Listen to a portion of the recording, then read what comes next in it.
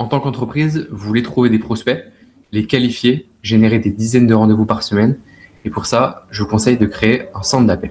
Trouver des prospects, les qualifier et générer des dizaines de rendez-vous par semaine, c'est pour ça qu'on crée un centre d'appel. Et dans cette vidéo, je vais vous montrer les étapes pour le créer et à la fin avoir un call center efficace. C'est un sujet qui est vraiment trop complexe pour être traité en une seule vidéo. Alors ici, on va vraiment rester en surface, voir les grandes étapes sans rentrer dans le détail. Le but, c'est qu'à la fin de cette vidéo, vous puissiez avoir une vision claire des étapes à suivre pour poser des bases solides. Nous allons structurer cette vidéo en plusieurs parties. D'abord, nous allons poser les bases. C'est quoi un centre d'appel? À qui ça s'adresse? Et pourquoi en créer un? Ensuite, nous verrons les différents modèles économiques possibles, le bon moment pour le lancer, les coûts à prévoir et le potentiel de rentabilité. Enfin, je vous présenterai toutes les grandes briques d'un centre d'appel performant. La logistique, les partenaires, la partie commerciale, la partie technique, la partie financière et enfin toute la partie légale. Même si vous ne comptez pas lancer votre centre d'appel tout de suite, cette vidéo elle va vous donner des idées et elle va vous permettre d'éviter 90% des erreurs que je vois tous les jours. Puisqu'il suffit de rater une seule de ces étapes pour avoir un centre d'appel qui vous coûte de l'argent au lieu de vous en rapporter. Donc restez bien jusqu'à la fin de cette vidéo. Pour ceux qui ne me connaissent pas, moi c'est Théo, je dirige un cabinet de recrutement et une agence d'outsourcing à Madagascar avec notamment une division centre d'appel. Nous externalisons aussi bien des téléopérateurs que des community managers ou encore des assistants administratifs. Donc ce que je vais vous partager aujourd'hui, c'est vraiment de l'expérience de terrain et c'est pas de la théorie. D'ailleurs, si vous souhaitez avoir le retour de nos clients sur ce qu'on propose, je vous invite à aller voir en description. Vous y trouverez notre Trustpilot avec justement tous les témoignages de nos clients. Nous accompagnons aujourd'hui des entrepreneurs qui souhaitent lancer ou structurer leur centre d'appel.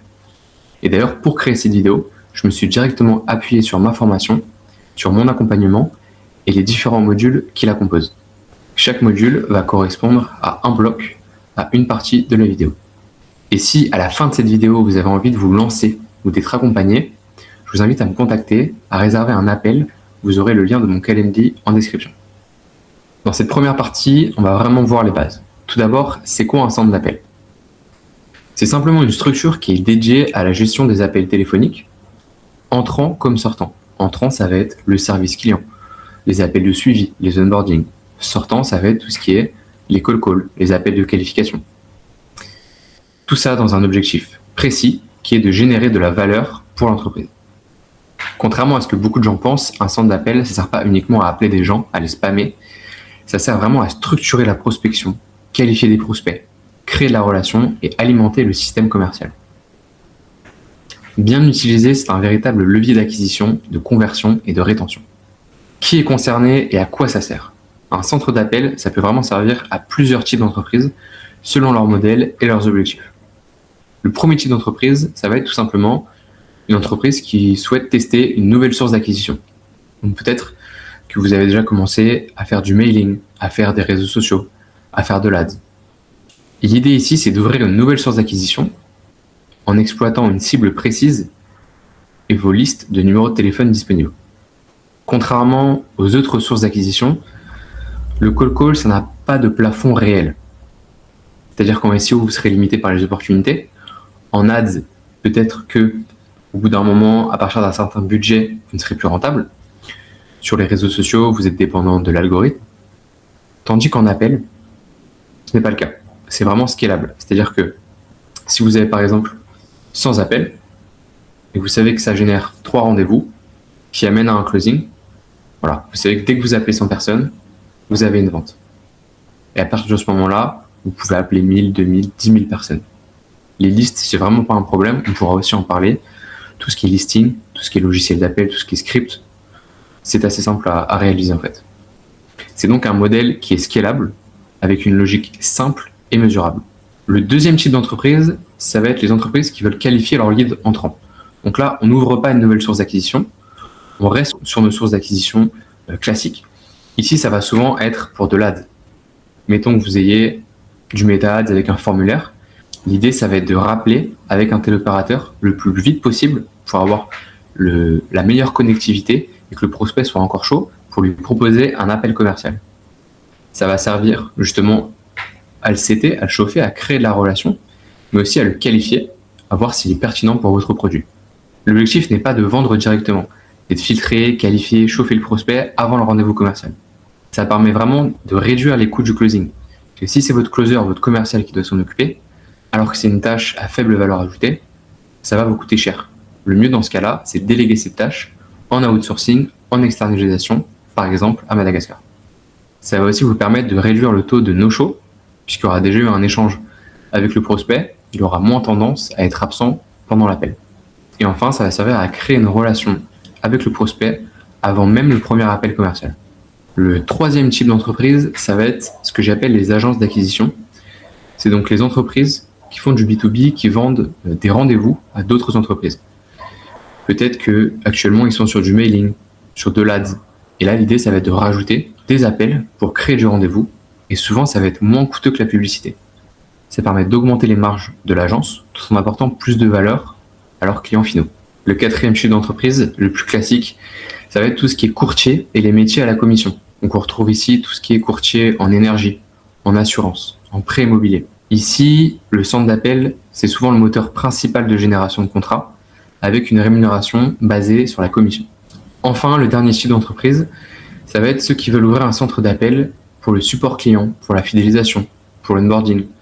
Ça va être ceux qui veulent appeler les clients pour faire des enquêtes de satisfaction, des sondages, pour gérer les commandes, faire du suivi. Donc gérer tout ce qui est appel entrant. C'est souvent une partie qui est sous-estimée, mais elle peut avoir un réel impact sur la rétention et donc, in fine, le chiffre d'affaires. Vous vous demandez peut-être où installer son centre d'appel. Ça mérite une vidéo à part. On en parlera justement dans la prochaine vidéo. Je vous invite donc à vous abonner. Les différents pôles, c'est souvent Madagascar, Maurice. On a un autre pôle au Maroc et tout le reste du Maghreb. Mais je connais aussi des gens qui ont un call center en Pologne ou bien encore en Israël. L'idée, c'est vraiment de traiter tous ces sujets dans la seconde vidéo. Et ici, tout ce dont on va parler, ça va être pertinent pour tous les centres d'appel, même si vous avez un centre d'appel, par exemple, en France. Maintenant que vous avez une vision claire de ce qu'est un centre d'appel et de ses cas d'usage, on peut passer à la suite, qui est le titre de la vidéo, comment créer un call center, comment créer un centre d'appel bien structuré et comment le créer correctement. Créer un centre d'appel repose sur plusieurs grands blocs. L'objectif ici, comme je vous ai expliqué, c'est pas de rentrer dans le détail, mais de comprendre les différents aspects pour n'en oublier aucun. Le premier bloc, ça va être le bloc logistique. Donc concrètement, est-ce qu'on choisit d'aller plutôt vers un bureau, vers un plateau? Est-ce que on se dit que c'est trop compliqué pour l'instant et on veut commencer par du télétravail? Il y a beaucoup d'options qui s'offrent à vous et l'idée c'est qu'on en parle durant cette section. Quand vous choisissez de travailler avec un bureau, plusieurs options s'offrent à vous. Vous pouvez installer vos équipes dans un coworking tout simplement, ce qui permet de démarrer rapidement avec une infrastructure déjà en place. Vous pouvez aussi décider de gérer votre propre bureau, louer un local, l'aménager, acheter les ordinateurs, acheter les bureaux et tout le matériel nécessaire. C'est plus compliqué, ça demande un investissement initial, mais à la fin, vos coûts seront réduits plutôt que de louer à la position à un coworking. Ça vous permet également d'avoir un contrôle total sur l'environnement de travail. Par contre, s'il y a un souci technique, c'est à vous de le gérer. Une autre option, ça consisterait à passer par un partenaire qui dispose déjà de grands locaux. Il peut alors vous louer des positions de travail disponibles, ce qui vous permet de gagner du temps et de limiter l'investissement initial. C'est une solution hybride entre prendre un coworking et ouvrir un bureau en louant un espace et en achetant tous les ordinateurs. C'est une solution qui est équilibrée. On passe par cette option d'ailleurs de notre côté pour l'instant et c'est une des meilleures options. Ça permet à la fois de réduire les coûts, mais aussi de déléguer toute la partie logistique. On a un technicien en bureau sur place par exemple qui s'occupe de gérer quand il y a un souci, je ne sais pas, pour la connexion sur les ordinateurs. Quel que soit le choix, les problématiques, c'est un peu toujours les mêmes. Il va y avoir la connexion. Comment avoir une bonne connexion Internet? Est-ce qu'on prévoit des coupures? Est-ce qu'on met un Starlink au cas où, en backup, si la connexion coupe? Est-ce qu'on met la fibre pour ne pas être dépendant justement de l'électricité? La question de l'électricité, elle est de moins en moins pertinente puisqu'il y a moins en moins de coupures dans les pays classiques d'externalisation, mais ça peut aussi être le cas. Comment on fait? Est-ce qu'on peut mettre en place des onduleurs, des générateurs pour la 4G, enfin pour la Wi-Fi? Est-ce qu'on peut mettre en place des modems 4G ou 5G en cas de coupure? Et c'est souvent les questions. Wi-Fi, électricité et enfin le matériel. Ensuite, il y a toute une logistique de support, une logistique secondaire du quotidien, qui est concrètement vos agents qui sont au bureau, voilà, comment ils gèrent leur repas, comment vous gérez les transports. Peut-être qu'ils finissent tard car ils doivent être sur un autre créneau horaire. Comment on gère ces déplacements s'il n'y a plus de transport en commun. C'est toute cette organisation autour des équipes. Et enfin, il y a tout ce qui est la petite partie logistique le matériel, qui est l'ordinateur, les souris, le casque, c'est extrêmement important. Trouver un casque qui est anti-bruit, surtout si l'espace est restreint pour ne pas qu'ils s'entendent justement entre les téléopérateurs. Avoir un bon micro, c'est un sujet majeur. Pour moi, c'est l'un des blocs le plus important. C'est un des piliers centraux qui fait qu'on a un bon centre d'appel qui produit de la bonne qualité et qui est rentable. Pour pallier à ça, si vous avez une petite structure et que vous voulez tester, une solution, ça peut être le télétravail. C'est pas non plus une solution qui est magique, puisque vous devez quand même vérifier l'environnement de travail de vos téléopérateurs qui sont en télétravail. Est-ce qu'ils sont dans un quartier où il y a des coupures? Est-ce qu'ils ont le bon matos? Demandez-leur est-ce qu'ils ont un générateur, de le prendre en photo. Demandez-leur la capture d'écran de leur performance de leur ordinateur. Quel casque ils utilisent? Testez, faites des appels. Est-ce que la connexion Internet est suffisante? Est-ce qu'il faut leur payer la connexion Internet? Combien ça va coûter? Donc c'est vraiment pas une solution qui est magique. Ça entraîne également des soucis logistiques qui doivent être contrôlés pour éviter tout problème de performance ou de qualité. Mais ça reste la solution la plus simple pour démarrer. Pour finir sur ça, je dirais que ça dépend vraiment de la taille en fait de l'entreprise. On peut commencer par un agent en télétravail. Peut-être qu'à un moment, on va en avoir 2 ou 3 et on va se dire, ce serait bien qu'ils collaborent, qu'ils échangent des idées. On va louer une partie d'un coworking et on va mettre tous les agents ensemble. Peut-être que le coworking, ça va commencer à vous coûter cher à la fin. Vous avez un peu de fonds, vous vous dites, bon voilà, je vais louer un bureau 3 ans, mettre le matériel et l'amortir sur les années. C'est vraiment en fonction de la taille de votre entreprise et du budget que vous pouvez vous permettre de mettre initialement. Une fois qu'on a réglé le bloc logistique, on va avoir le bloc partenaire. Donc ça va vraiment dépendre du modèle économique choisi. Concrètement, nous avons 3 grands cas de figure. Le premier modèle, c'est le modèle classique. Vous avez un partenariat avec un courtier et le but, ça va être de générer du rendez-vous. Peut-être qu'il y aura aussi des étapes secondaires. Si c'est un courtier en énergie, peut-être que vous allez devoir demander à votre prospect une première facture, le transmettre. Une fois que le courtier aura reçu justement un prospect qualifié en appel, qu'il n'y aura pas eu de no-show, le prospect est venu, le prospect a transmis cette facture, on va vous payer au rendez-vous. On peut aussi vous payer quand le contrat est closé, sur une commission du contrat. Donc ça, c'est vraiment le modèle classique du centre d'appel. Le but, c'est vraiment de transformer des opportunités en contrat. La rémunération se fait à la commission, souvent uniquement si un contrat est signé. Vous gagnez de l'argent si le partenaire vend, vous êtes dépendant de sa performance commerciale, vous êtes aussi dépendant de si vous payez. Moi, je vous conseille d'en prendre plusieurs. Des grands groupes, je ne citerai pas de nom, mais ont eu des soucis, des délais de paiement 30, 60, 90 jours, voire n'ont pas du tout payé les personnes avec qui on travaillait, ce qui a entraîné des soucis par la suite. Donc je vous conseille vraiment de tester des partenaires, avoir de la qualité et en avoir plusieurs sous la main. Ne pas passer 2 mois à envoyer du rendez-vous au même partenaire. À la fin de la journée, il ne vous paye pas, vous avez travaillé pour rien. C'est ce qui peut arriver par la suite. Je vous conseille d'en avoir au moins 3. Le modèle numéro 2, ça va être de vendre des rendez-vous qualifiés à des entreprises. Ça, c'est un des produits qui est vraiment le plus simple à vendre. Vous avez des entreprises partenaires, elles ont un produit et elles vous payent quand un prospect qualifié se présente en appel. Donc l'idée, c'est qu'avec votre centre d'appel, vous allez constituer vos listes en vous disant le produit irait bien à telle liste. Ça correspond à tel type d'entreprise. Je vais choper mon fichier comme ça. Il faudrait leur parler de telle façon. Je vais constituer mon script en fonction. Je vais essayer, je vais les appeler. Je vais mettre en place des téléopérateurs qui vont appeler toute la journée. Et l'idée, c'est de rediriger justement vers ces entreprises, vers un appel qualifié. Là, le chiffre d'affaires, il est plus prévisible. Vous êtes payé plus vite. C'est un petit peu plus simple à vendre. Souvent, les chiffres sont un peu moins élevés. Mais une fois que vous avez trouvé la recette, ça peut vraiment être une bonne solution. Le souci, c'est que vous êtes vraiment dépendant des résultats. Si jamais il n'y a pas de résultats, il n'y a pas de rendez-vous qualifié, vous n'êtes pas payé. Donc c'est un pari à prendre. La qualité, elle doit être cadrée dès le départ. Donc d'abord, faites vos calculs, faites des tests, testez vos scripts vous-même. Une fois que vous savez qu'avec tel script, sur telle cible, au bout de tant d'appels, on a tant de rendez-vous, vous pouvez déjà commencer à faire vos calculs, à vous dire le téléopérateur, avec la position, etc., va me coûter tant, je peux commencer à le mettre en place. Mais faites bien vos calculs au préalable. Le modèle numéro 3, ça va être un centre d'appel pour votre propre activité. Ça, on n'y pense pas souvent. Quand on a une entreprise, même si on est une petite entreprise, qu'on est solopreneur, on se dit, bon, je vais lancer de l'ads, je vais faire des réseaux sociaux. Mais on se dit pas, je vais commencer moi-même à prendre des appels et pourquoi pas à déléguer à un freelance téléopérateur qui peut m'aider. On n'y pense pas souvent, alors que ça reste une très bonne source d'acquisition. Donc l'idée là, ce serait vraiment de créer un centre d'appel uniquement pour votre produit, pour votre propre business. L'avantage, c'est que là, les marges, elles sont pour vous. Vous n'avez pas une commission d'un produit, c'est vos produits, donc vous récoltez l'entièreté des revenus. Ça devient une brique interne de votre acquisition, donc vous avez un contrôle total, la rentabilité, elle est indirecte, mais elle est souvent plus forte à long terme. Ça nécessite d'avoir une grosse vision globale. Une fois le modèle choisi et les partenaires définis, l'étape suivante, transformer ça en résultat, c'est avec le bloc qui consiste à gérer la partie commerciale. Le bloc commercial, c'est là où le centre d'appel génère de l'argent. Il répond à une question simple, à qui on vend et comment on génère des opportunités. Le centre d'appel peut vendre à des courtiers, à des entreprises ou votre propre activité. Dans tous les cas, l'objectif c'est de transformer un volume d'appels en opportunités commerciales concrètes. D'ailleurs, pour vendre votre centre d'appel, pour vendre des appels, vous pouvez aussi combiner plusieurs méthodes d'acquisition. Il n'y a pas de règle. Vous pouvez faire du SEO, de la publicité, du cold call justement, ou vous pouvez envoyer du mailing en vendant des appels. C'est tout à fait possible. Une fois les opportunités générées, les équipes se concentrent majoritairement sur la prise de rendez-vous qualifiés.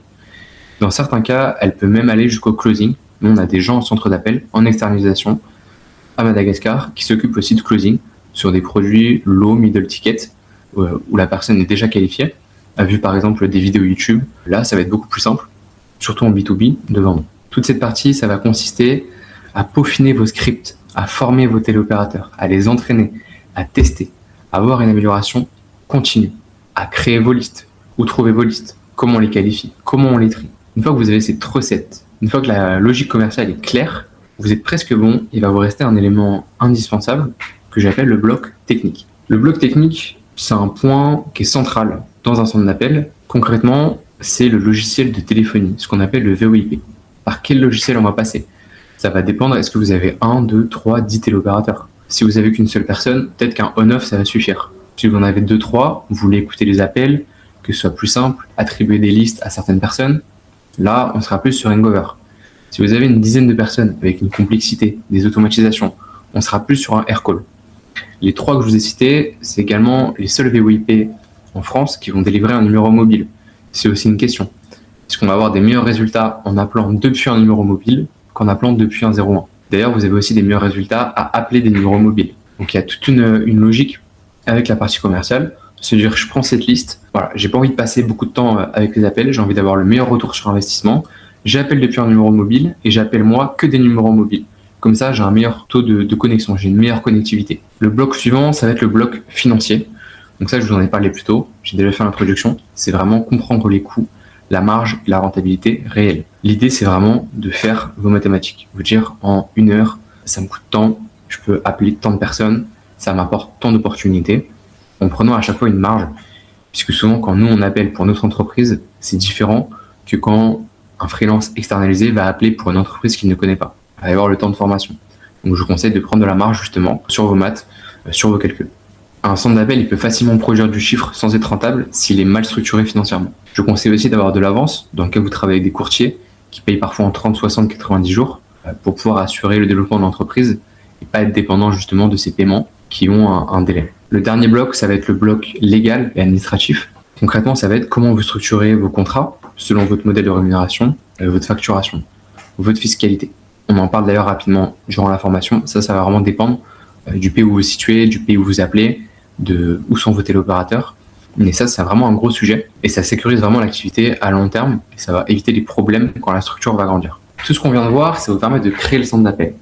Mais une fois la structure en place, le vrai travail va commencer, ça va être la gestion quotidienne, puisqu'il ne vous suffit pas de créer le centre d'appel. Il va y avoir toute une partie de gestion au quotidien et c'est ce qu'on va voir justement durant cette partie 3. Créer un centre d'appel, c'est une chose, le faire fonctionner dans la durée, c'en est une autre. J'ai découpé ce bloc en 2 parties. La première partie, ça va être les ressources humaines. On en parle durant la formation, comment recruter les bons profils. Ça va être 50% du travail. C'est aussi important que comment vous allez le former, comment vous allez le manager.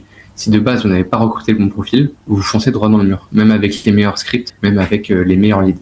Ensuite, comment ces profils, on va les garder, comment on va gérer la rémunération, les primes pour aligner les intérêts, les charges, est-ce qu'on met une DRH en place? Et sans une RH solide, le centre d'appel devient vraiment instable. La seconde partie, ça va être toute la partie management. Quel KPI on met en place qui permet justement d'être rentable sans avoir trop d'appels à faire, avoir à spammer les appels et on perd en qualité. Comment motiver ses équipes, comment ajuster les process. Un centre d'appel qui est bien managé et à s'améliorer en continu. Puisque les gens qui vont appeler vont connaître de plus en plus l'entreprise, le produit, ils vont être plus à l'aise avec le script. Ils vont tester, ils vont voir ce qui fonctionne. Et à la fin, il y aura de meilleurs résultats de jour en jour. Mais ça, sans management, ça finit par perdre en qualité et donc en rentabilité. Vous l'avez vu, créer et faire tourner un centre d'appel, ce n'est pas juste mettre des gens au téléphone. Il y a une structure, il y a des partenaires à gérer, il y a toute une partie commerciale, il y a les outils, il y a la finance, il y a la partie légale et surtout la gestion au quotidien. Très séparément, chaque bloc peut sembler simple. Mais l'ensemble, bien structuré, est très exigeant, chronophage et les erreurs coûtent cher. Si vous voulez essayer seul, c'est possible.